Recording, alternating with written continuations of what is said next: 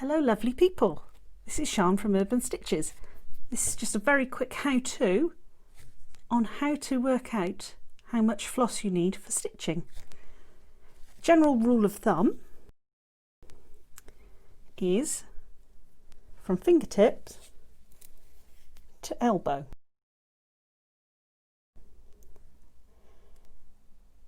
Now if you are working with a loop method, which we will get into in another video, best way of doing this, again, finger to elbow, and then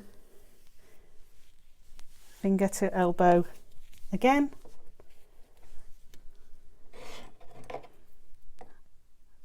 and snip. It's that easy. Happy stitching. See you soon.